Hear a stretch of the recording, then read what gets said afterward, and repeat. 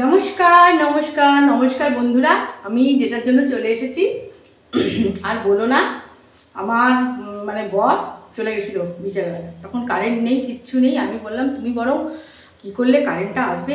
ট্রান্সফরমারটা আমাদের নষ্ট হয়ে গেছিলো, জানো তো। আমাদের ট্রান্সফরমারটা কি যে হয়েছিল, ঢাক করে একটা শব্দ হয়েছিল, ব্যাস। সব অলরেডি কাঁথিতে সব জায়গায় কারেন্ট আছে, আমাদের বাড়িতে এই আমাদের এই পাশটাতেই কারেন্ট নেই।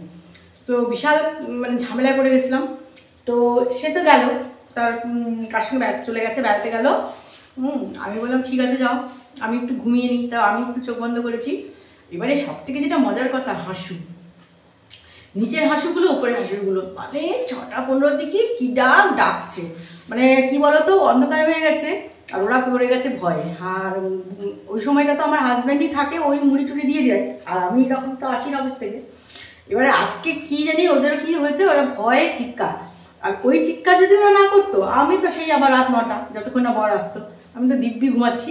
তো ওরা মোটামুটি চিৎকার চেঁচামেচি করে আমাকে ডাকলো, ডাকতে আমি উঠলাম, উঠে মোটামুটি ওদেরকে মুড়ি টুড়ি দিয়েছি। আর একটা ছবি তুলেছি, সেটা তোমাদের সঙ্গে আমি আমার ফেসবুকে শেয়ার করেছি, কিন্তু মুখের চ্যানেলে করিনি, তো সেটা করব। দারুণ একটা আকাশের সেই একটা রক্তিম একটা আকাশ, দারুণ, সে আমি বলতে পারবো না, দুর্দান্ত। সেটা আমি সেটার ছবিটা তুলেছি। এবারে কি হয়েছে, এবারে বাবুরাম সাপুরে তিনি এসেছেন, দেখো কি কি মাছ নিয়ে, সারপ্রাইজ দেওয়ার জন্য। আমি তো রেগে গেছি, আমি বললাম আমি আমার মতো দুধ চা করে খেয়ে নিচ্ছি, জানো তো, খাবো ভাবছিলাম আর কি। তারপরে বললাম যে না না, তারপরে বলছে একটু চা করো, চা করো। কেন চা তো, তুমি যদি বেড়াতে গেছো, বন্ধুদের সঙ্গে আড্ডা মারতে গেছো, কি আসো। তাহলে হোক, মোটামুটি চা করেছি, দিয়েছি। এতগুলো মাছ নিয়ে এসছে, ক্ষমা করে দিয়েছি। এই দেখো কি কি মাছ নিয়ে এসছে, দেখো। যেটা এইগুলো হচ্ছে এই যে একদম একদম টাটকা ট্যাংরা, বুঝেছো। এই হচ্ছে এগুলো নিয়ে এসছে ট্যাংরা, এর মধ্যে আরো ট্যাংরাগুলো আছে নিচে। আচ্ছা, এগুলো একটু ছোট ট্যাংরা, এগুলো আর একটু ছোট সাইজের ট্যাংরা, এটা ওটাও একটু বড় টাইপের, আর এটা একটু ছোট। আর এই যে এই চিংড়ি মাছগুলো নিয়ে এসছে, এই যে চিংড়ি একদম ছচ্ছর ছচ্ছর করছে, চিংড়ি মাছগুলো একদম জ্যান্ত, বুঝেছো। তাহলে আরেকবার একটু ভালো করে দেখিয়ে নিই। আচ্ছা, এবারে আর এই চিংড়ি মাছগুলো নিয়ে এসছে, দেখাই দাঁড়াও। হ্যাঁ, এই যে চিংড়ি মাছগুলো নিয়ে এসছে, এটা আমার হাঁসুদের, এইটা সেদ্ধ করব। এটা আমার হাঁসুরা খুব পছন্দ করে, আর তাদেরকে না দিলে তো হয় না, বুঝতেই পারছো। আজকে সেই শোল মাছের মাথাটা পুঁই ডাঁটা দিয়ে করবো বলে রেখে দিয়েছিলাম, সেটা আর আজকে আমি এত মায়া হলো, ওদের তো কিছু মাছ ছিল না, আমরা আজকে সকালবেলা সেই শোল মাছের টকটা, শোল মাছের যে ছিল সেটা টক করেছি। শোল মাছের কি আর বেরোবে, কিছুই কাঁটা বেরোয় না। তো সেই জন্য শোল মাছের মাথাটা আজকে ভালো করে ভেজে ওদেরকে খাইয়ে দিয়েছি দুপুরবেলা। ওদের একবারে লাঞ্চটা দারুণ হয়েছে। আর সকালবেলার ব্রেকফাস্টটাতে কালকের একটু আরেকটু মাছ ছিল, একটা মাছ, ছোট মাছ থাকে না, শোল লাজার উপরে পুটকেটা, ওটাকে ভালো করে সেদ্ধ করে ওদের সঙ্গে মাখিয়ে দিয়েছিলাম। তো আজকে মোটামুটি আমার নিশ্চিন্ত, আমার মাছটা আমাদের এলো কি না এলো না, আমার হাঁসুদের মাছ এসে গেছে, আমার কোনো রকম টেনশন নেই।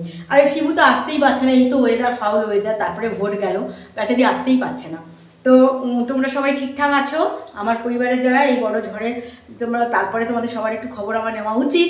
তো তোমরা নিশ্চয়ই সবাই ভালো আছো, ঠাকুরের কৃপায় সবাই ভালো থেকো।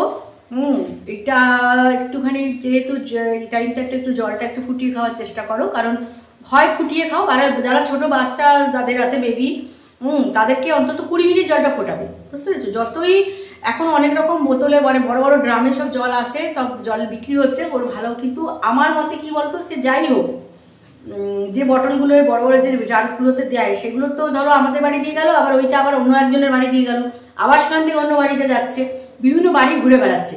আমরা তো আর নিজেরা আমাদের মতন তো আর একটা করে দিতে পারছি না যে এটা আমার ফিক্সড, এটা তুমি নিয়ে যাও, এটাতে জল ভরে তুমি দিয়ে যাবে, সেটা তো হচ্ছে না।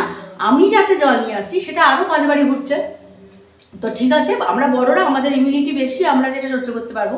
কিন্তু যাদের ছোট বেবি, যাদের বা বাড়িতে যারা বয়স্ক যারা রয়েছে, আমার মতে তাদের জন্য ওই জলটাই একটু 15-20 মিনিট ফুটিয়ে দিও, তাহলে দেখবে যে পেটের যে প্রবলেমগুলো থাকবে না। যাদের ইউরিয়া ফোর্স বা কোনো মেশিন লাগানো আছে, তাদের তো কোনো রকম কোনো ঝামেলাই নেই, আরও যাদের আছে আরও বেশি।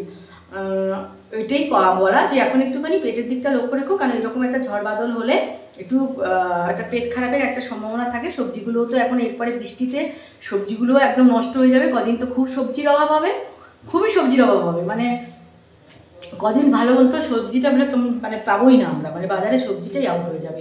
যা হোক, সুমনকে সেদিন বকছিলাম আমি, পরশুদিন এক গাদা দিয়ে গেছে বেগুন, ঢ্যাঁড়স, পটল, মানে একবারে 1.5 কেজি 2 কেজি করে দিয়েও ঢেলে দিয়ে চলে গেছে। মানে ও এমন বৃষ্টি শুরু হয়েছে, আর বললো যে ম্যাডাম আমি আর যেতে পারবো না, এখানে দিয়ে চলে গেছে। তো মোটামুটি পুঁই ডাঁটা, তার ওখান থেকে কাকিমাদের ঘর থেকে কলমি শাক আর এগুলো নিয়েছি। কাকিমাদের বাড়িও বৃষ্টি হয়ে সব শাক নষ্ট হয়ে গেছে। তো যাই হোক, তোমরা সবাই ভালো থেকো, এটাই আমার ঠাকুরের কাছে, ভগবানের কাছে, ঈশ্বরের কাছে চাওয়া, প্রত্যেকে সুস্থ থাকো। কারণ এত বড় একটা ডিজাস্টার গেল, যে ডিজাস্টারের পরে আমরা যেন প্রত্যেকে জুঝে উঠতে পারি, সুন্দর থাকতে পারি, এই আশা নিয়ে সবাই ভালো থেকো, সুন্দর থেকো, সুস্থ থেকো।